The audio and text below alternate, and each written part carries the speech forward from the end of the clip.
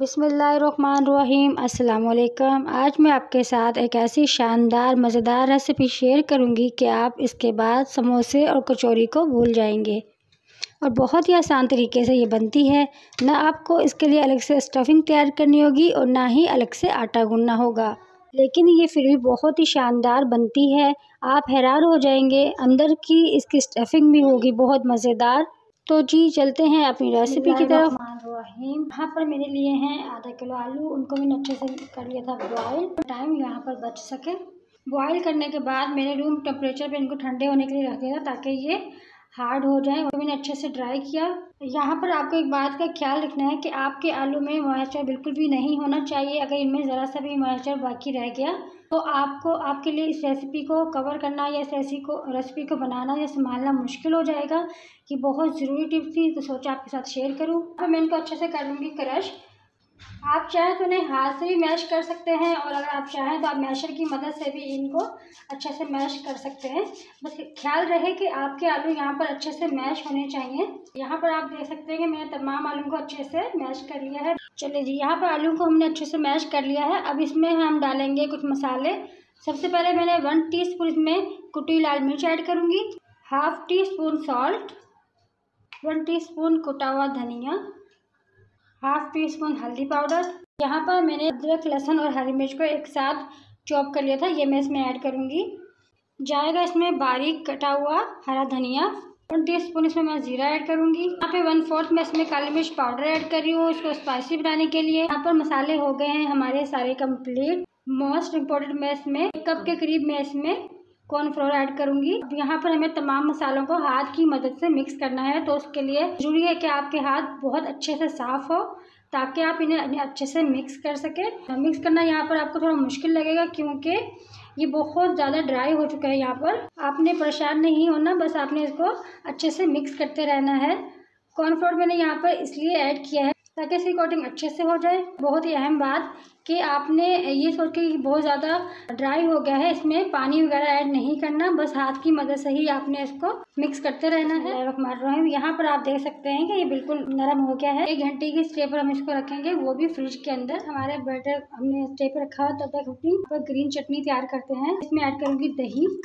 Hand beater की मदद से हम इसे अच्छे से बीट कर लेंगे ताकि दही में कोई भी दाना बाकी ना रहे। यहाँ पर मैंने कुछ मसाले एक साथ पीस लिए थे, मैं आपको बता देती हूँ कि इसमें मैंने क्या क्या ऐड किया था। 2 से 3 जेब मैंने इसमें लहसुन के, थोड़ा सा पीस मैंने इसमें अदरक का ऐड किया था, 1 अदद मैंने हरी मिर्च इसमें ऐड की थी, और ग्रीन कोरिएंडर मैंने ऐड करके उसको अच्छे से पीस लिया है। ये मैं इसमें ऐड करूँगी, इससे बहुत ज़बरदस्त चटनी बनती है। इसके साथ ही मैं इसमें थोड़ा सा पानी ऐड करूँगी। हैंड बीटर की मदद से हम इन्हें अच्छे से मिक्स कर देंगे। बहुत ही शानदार ये चटनी होती है, बहुत ज़्यादा इसका टेस्ट होता है। अगर ये चटनी आपने एक दफ़ा ट्राई कर ली तो इंशाल्लाह आप इसका जायका कभी भी नहीं भूल पाएंगे। हाफ टी स्पून मैं इसमें सॉल्ट ऐड करूँगी। इसके अलावा यहाँ पर इसमें कोई मसाला भी नहीं जाएगा। यहाँ पर हमारी मज़ेदार शानदार चटनी बनकर हो गई है तैयार। आप इसकी थिकनेस देख सकते हैं कितनी ज़बरदस्त हमारी चटनी बनकर यहाँ पर आप देख सकते हैं कि हमारा डो जो है वो अच्छे से सेट हो गया है। अब हम इसके बना लेंगे छोटे छोटे से पेड़े। बिस्मिल्लाहिर्रहमानिर्रहीम। यहाँ पर आप देख सकते हैं कि मैंने यहाँ पर तमाम बैटर के छोटे छोटे से पेड़े बना लिए हैं। अब मैं इनको एक टिक्की की शेप दे दूँगी। आप इसे पूड़ी भी कह सकते हैं या कचौरी भी कह सकते हैं। हम यहाँ पर अच्छी सी शेप दे लेंगे। ग्रीस कर लिया है थोड़ा सा ऑयल से। अब हम इसको एक टिकिया की शेप दे देंगे। इस तरह से हाथ से प्रेस करते हुए हमें इसे टिकिया की शेप देनी है। इसके लिए बहुत मज़ेदार स्नैक के तौर पे आप बना सकते हैं अफ्तारी में। ये ऐसे बच्चे बड़े शौक से खाते चले गए। यहाँ पर हम तमाम इस तरह की टिक्कियाँ बना लेंगे। इस तरह से हमने तमाम टिक्कियाँ बनाकर तैयार कर ली हैं। अब हम करेंगे इनको फ्राई। तो चलते हैं फ्लेम की तरफ। यहाँ पर मैंने पैन में ले लिया था ऑयल और इसको गर्म होने के लिए रख दिया था। अब यहाँ पर ऑयल हमारा गर्म है। ऑयल बहुत ज़्यादा गर्म नहीं होना चाहिए।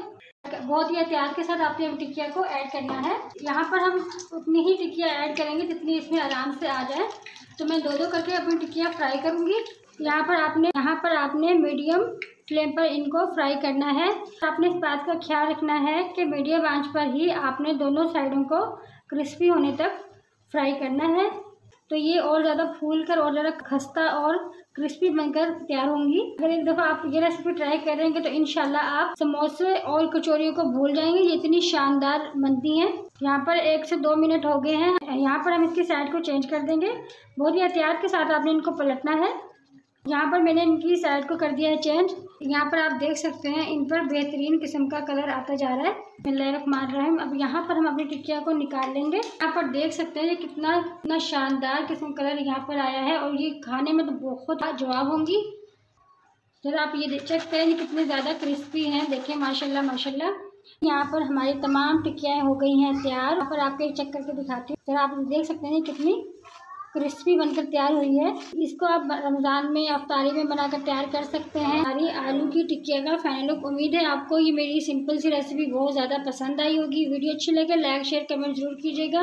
अगली वीडियो में, तब तक के लिए अल्लाह हाफिज़।